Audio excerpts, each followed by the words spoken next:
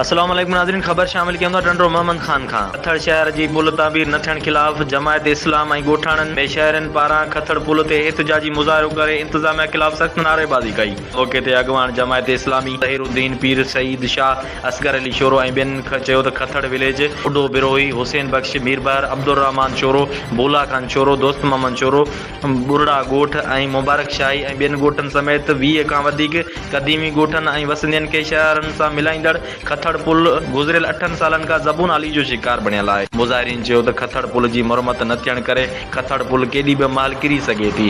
असां ख़ौफ़ विचां पुल तां गुज़रूं था त लंघण लाइ को ॿियो रस्तो न आहे। मजबूरी ख़ातिर मौत जे मुंहुं पुल तां गुज़रणो पवे थो।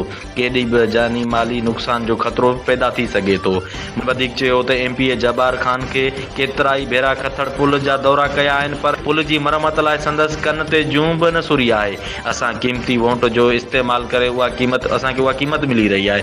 असां खां बिजली खसी वई आहे, रोड रस्ता उखड़ियल आहे, बाक़ी गुज़रंदड़ पुल उहा बि आख़िरी मरहले में आहे, केॾी महिल बि ढेर थी सघे थी। मुज़ाहिरीन बिलावल भुट्टो ज़रदारी, सिंध जे वॾे वज़ीर मुराद अली शाह, DC लतीफ़ाबाद हैदराबाद इलाइक़े जे चूंडियल MNA ऐं MPA खां पुरज़ोर घुर कई आहे त खथड़ पुल जो तामीराती कमु जल्द खां जल्द शुरू करे जानी माली नुक़सान खां बचायो वञे। हितां जी ग़रीब आवाम संदसि मसइला जल्द खां जल्द